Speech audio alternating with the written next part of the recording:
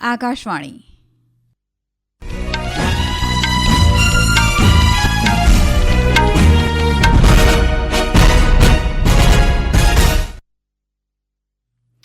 સમાચાર સોનલ પરમાર વાંચે છે.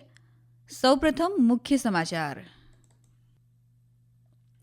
જમ્મુ કાશ્મીરના કિશ્તવાડ જિલ્લામાં સુરક્ષા દળો સાથેની અથડામણમાં 3 આતંકવાદી અને છત્તીસગઢમાં 2 માઓવાદી ઠાર. કેન્દ્રીય ગૃહમંત્રી અમિત શાહે મહારાષ્ટ્રના રાયગઢમાં છત્રપતિ શિવાજી મહારાજની પુણ્યતિથિ નિમિત્તે શ્રદ્ધાંજલિ આપી. દિગ્ગજ કથક નૃત્યાંગના પદ્મવિભૂષણ કુમુદિની લાખિયાનું 95 વર્ષની જેફે અમદાવાદમાં નિધન. 30 દિવસથી વધુ સમયથી અમેરિકામાં રહેતા તમામ વિદેશી નાગરિકોએ ફરજિયાત નોંધણી કરાવવી પડશે. અને આઈપીએલ ક્રિકેટમાં આજે Gujarat Titans Lucknow super Giants સામે અને પંજાબ કિંગ્સ સનરાઇઝર્સ હૈદરાબાદ સામે રમશે. સમાચાર વિગતવાર. જમ્મુ કાશ્મીરના કિશ્તવાડ જિલ્લાના ચત્રુ જંગલ વિસ્તારમાં ચાલી રહેલી અથડામણમાં સુરક્ષા દળોએ 3 આતંકવાદીઓને ઠાર માર્યા છે. ઉલ્લેખનીય છે કે ઘટના સ્થળેથી મોટા જથ્થામાં હથિયારો અને દારૂગોળો મળી આવ્યો છે. શુક્રવારે શરૂ થયેલી આ અથડામણ હજુ પણ ચાલુ છે. દરમિયાન જમ્મુના પર્વતીય વિસ્તારોમાં આતંકવાદીઓની હિલચાલ પર નજર રાખવા માટે સુરક્ષા દળોએ ડોડા જિલ્લાના ભદરવાહમાં તકેદારી વધારી દીધી છે. છત્તીસગઢના બીજાપુર જિલ્લામાં સુરક્ષા દળો અને માઓવાદીઓ વચ્ચે થયેલી અથડામણમાં 2 માઓવાદીઓ માર્યા ગયા છે. સુરક્ષા કર્મચારીઓની એક સંયુક્ત ટુકડી ઇન્દ્રાવતી જંગલ વિસ્તારમાં નક્સલ વિરોધી કાર્યવાહી કરી રહી હતી. તે સમયે માઓવાદીઓ સાથે અથડામણ થઈ હતી. આ અથડામણમાં માર્યા ગયેલા બંને નક્સલીઓના મૃતદેહ સુરક્ષા દળોએ કબજે કર્યા છે. વિસ્તારમાં હજુ પણ શોધ અભિયાન ચાલુ છે.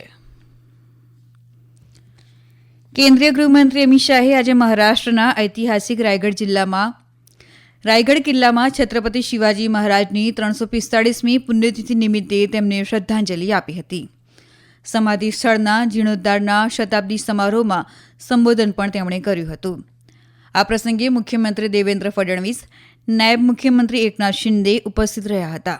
કેન્દ્રીય મંત્રી આજે સાંજે મુંબઈમાં એક ગુજરાતી સાપ્તાહિકની 75મી વર્ષગાંઠની ઉજવણીમાં હાજરી આપશે. પ્રધાનમંત્રી નરેન્દ્ર મોદીએ દેશવાસીઓને આજે હનુમાન જયંતીની શુભેચ્છાઓ પાઠવી છે. સોશિયલ મીડિયા પોસ્ટમાં પ્રધાનમંત્રીએ કહ્યું કે સંકટ મોચન ભગવાન હનુમાનના આશીર્વાદથી દરેક વ્યક્તિ જીવનમાં સ્વસ્થ અને સુખી અને સમૃદ્ધ રહે. દિગ્ગજ કથક નૃત્યાંગના કુમુદિની લાખિયાનું 95 વર્ષની જેફે આજે સવારે અમદાવાદમાં અવસાન થયું છે. ભારતીય શાસ્ત્રીય નૃત્યના સ્વરૂપ કથકમાં ક્રાંતિકારી પરિવર્તન લાવનાર વિદુષી કુમુદિની લાખિયાએ જીવનભર અદમ્ય ઉર્જા સાથે નૃત્ય ક્ષેત્રે સર્જન કર્યું હતું. નૃત્ય ક્ષેત્રમાં તેમના અપ્રતિમ પ્રદાનને બિરદાવતા ભારત સરકારે તેમને આ વર્ષે પદ્મવિભૂષણ પુરસ્કાર જાહેર કર્યો હતો. સ્વર્ગસ્થ કુમુદિની લાખિયાએ 1967માં અમદાવાદ ખાતે ભારતીય નૃત્ય અને સંગીતની સંસ્થા કદમ સ્કૂલ ઓફ ડાન્સ એન્ડ મ્યુઝિકની સ્થાપના કરી હતી. આજે બપોરે અમદાવાદમાં તેમના અંતિમ સંસ્કાર કરવામાં આવશે. તેલંગાણામાં ટ્રીમેન તરીકે જાણીતા પદ્મશ્રી ડોક્ટર રામૈયાનું આજે ખમક્કમ જિલ્લાના રેડ્ડીપલ્લી ખાતે અવસાન થયું છે. શ્રી રામૈયા છેલ્લા કેટલાક સમયથી બીમાર હતા. શ્રી રામૈયાને પર્યાવરણ સંરક્ષણમાં ઉત્કૃષ્ટ યોગદાન બદલ પદ્મશ્રીથી નવાજવામાં આવ્યા હતા. તેમણે પોતાના જીવનકાળમાં 1 કરોડથી વધુ વૃક્ષો વાવ્યા હતા. તેલંગાણા સરકારે તાજેતરમાં જ તેમની જીવનકથાને ધોરણ 6માં સમાવેશ કર્યો છે.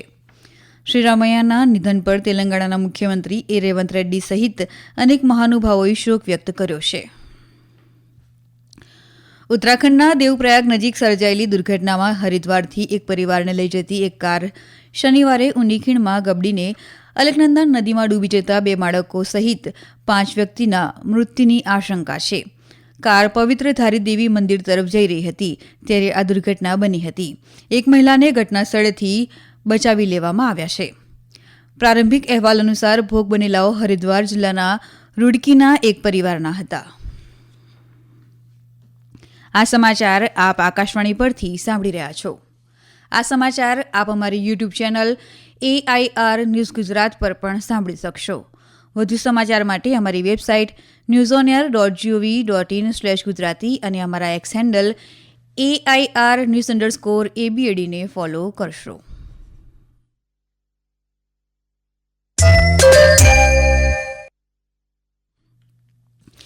નાણામંત્રી નિર્મલા સીતારમણે જણાવ્યું છે કે કેન્દ્ર સરકારે ભારતીય સમુદાયના ઉત્થાન માટે અનેક પગલાં લીધા છે, જેથી વિવિધ દેશો સાથે ભારતના સંબંધો સારા બને.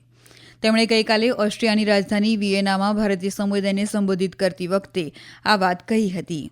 સુશ્રી સીતારમણે કહ્યું કે ભારતીય મૂળના લોકોએ ઓસ્ટ્રિયાના વિકાસમાં મહત્વપૂર્ણ ભૂમિકા ભજવી છે. તેમણે એમ પણ કહ્યું કે બંને દેશો વચ્ચે સ્ટાર્ટઅપ્સ, ફિનટેક, ગ્રીન ટેકનોલોજી અને શહેરી પરિવહન ક્ષેત્રોમાં સહયોગની ઘણી સંભાવનાઓ છે. નાણામંત્રીએ વિયેનામાં યુરોપિયન અને આંતરરાષ્ટ્રીય બાબતોના મંત્રીને પણ મળ્યા હતા. સોશિયલ મીડિયા પર એક પોસ્ટમાં સુશ્રી સીતારમણે કહ્યું કે મુલાકાત દરમિયાન બંને નેતાઓએ બંને દેશો વચ્ચેના પરસ્પર સંબંધોમાં તાજેતરના વિકાસ પર ચર્ચા કરી હતી.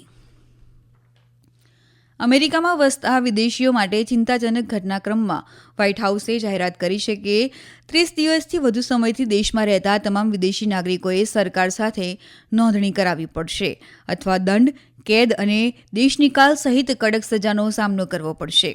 વ્હાઇટ હાઉસના પ્રેસ સેક્રેટરી કેરોલિન લેવિટે એક નિવેદનમાં જણાવ્યું કે એલિયન રજિસ્ટ્રેશન એક્ટ હેઠળ નોંધણી કરાવવાની સમયમર્યાદા 11 એપ્રિલ હતી.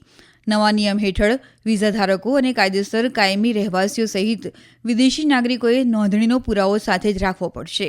આ નિયમ અમેરિકામાં 30 દિવસથી વધુ સમય સુધી રહેનારી વ્યક્તિઓને લાગુ પડે છે અને તેમાં નવા આવેલા વિદેશી નાગરિકોનો પણ સમાવેશ થાય છે. IPL ક્રિકેટમાં આજે બપોરે 3:30 વાગે લખનૌમાં ગુજરાત ટાઇટન્સનો મુકાબલો લખનૌ સુપર જાયન્ટ્સ સામે થશે, જ્યારે સાંજે 7:30 વાગે હૈદરાબાદમાં પંજાબ કિંગ્સ સનરાઇઝર્સ હૈદરાબાદ સામે રમશે. દરમિયાન ગઈકાલે ચેન્નાઈમાં કોલકાતા નાઇટ રાઇડર્સે ચેન્નાઈ સુપર કિંગ્સને 8 વિકેટથી પરાજય આપ્યો હતો. કોલકાતા નાઇટ રાઇડર્સે 11મી ઓવરમાં જ વિજયી લક્ષ્ય હાંસલ કરી લીધું હતું. ઓપનર સુનિલ નારાયણે 18 બોલમાં 44 રન બનાવ્યા. સુનિલ નારાયણને પ્લેયર ઓફ ધ મેચ જાહેર કરવામાં આવ્યા હતા. તીરંદાજીમાં ભારતની મિશ્ર કમ્પાઉન્ડ ટીમે તીરંદાજી વિશ્વકપ સ્ટેજ 1માં પોતાનો ત્રીજો ચંદ્રક મેળવ્યો છે. જ્યોતિ સુરેખા વેન્નમ અને ઋષભ યાદવની ટીમે અમેરિકાના અર્બેન્ડલમાં સ્લોવેનિયાને હરાવીને ફાઇનલમાં પ્રવેશ કર્યો. ભારતીય જોડીએ ગઈકાલે સેમીફાઇનલમાં સ્લોવેનિયાની ટોજા એલિઝન અને ટીમ સ્વેન્સિસને 159-155થી હરાવ્યા હતા. ભારતની મિશ્ર કમ્પાઉન્ડ ટીમ આજે ટાઇટલ મુકાબલામાં ચાઇનીઝ તાઇપેઈ સામે રમશે. લદ્દાખમાં એપ્રિકોટ એટલે જરદાળુ બ્લોસમ ફેસ્ટિવલ 2025ની ગઈકાલે શરૂઆત થઈ. ચુલી મેંડક તરીકે જાણીતા આ મહોત્સવનું ઉદ્ઘાટન કારગિલના સંજક ગામમાં થયું હતું. આ ઉજવણીમાં રંગબેરંગી સાંસ્કૃતિક કાર્યક્રમો યોજાયા, જેમાં સ્થાનિક કલાકારો, વિદ્યાર્થીઓ અને ગ્રામજનોએ ભાગ લીધો હતો. એપ્રિકોટ બ્લોસમ ફેસ્ટિવલ 21 એપ્રિલ સુધી ચાલુ રહેશે, જે મુલાકાતીઓને પ્રદેશની કુદરતી સુંદરતા અને પરંપરાગત જીવનશૈલીની ઝલક આપશે. સમગ્ર યુરોપમાં ફૂટ એન્ડ માઉથ રોગ ફાટી નીકળતા બ્રિટને યુરોપિયન યુનિયનના તમામ દેશોમાંથી માંસ અને ડેરી પ્રોડક્ટ્સની વ્યક્તિગત આયાત પર પ્રતિબંધ મૂક્યો છે. આજથી બ્રિટનમાં પ્રવેશતા મુસાફરો વ્યક્તિગત ઉપયોગ માટે તમામ EU દેશોમાંથી ઢોર, ઘેટા, બકરી, ડુક્કરનું માંસ અને ડેરી ઉત્પાદનો લાવવાની મંજૂરી આપવામાં આવશે નહીં. ફૂટ એન્ડ માઉથ રોગ પશુના પગની ખરીમાં થતો વિષાણુજન્ય રોગ છે, જે ગાય, ભેંસ, બકરી, સૂવર, ઊંટ, હરણ જેવા પ્રાણીઓને અસર કરે છે. અંતમાં મુખ્ય સમાચાર ફરી એકવાર. જમ્મુ કાશ્મીરના કિશ્તવાડ જિલ્લામાં સુરક્ષા દળો સાથેની અથડામણમાં 3 આતંકવાદી અને છત્તીસગઢમાં 2 માઓવાદી ઠાર. કેન્દ્રીય ગૃહમંત્રી અમિત શાહે મહારાષ્ટ્રના રાયગઢમાં છત્રપતિ શિવાજી મહારાજની પુણ્યતિથિ નિમિત્તે શ્રદ્ધાંજલિ આપી. દિગ્ગજ કથક નૃત્યાંગના પદ્મવિભૂષણ કુમુદિની લાખિયાનું 95 વર્ષની જેફ વયે અમદાવાદમાં નિધન. 30 દિવસથી વધુ સમયથી અમેરિકામાં રહેતા તમામ વિદેશી નાગરિકોએ ફરજિયાત નોંધણી કરાવવી પડશે. અને IPL ક્રિકેટમાં આજે Gujarat Titans Lucknow super Giants સામે રમશે અને પંજાબ કિંગ્સ સનરાઇઝર્સ હૈદરાબાદ સામે ટકરાશે. હવે પછી આપ 2:30 પ્રાદેશિક સમાચાર સાંભળી શકશો. આકાશવાણી પરથી સમાચાર પૂરા થયા.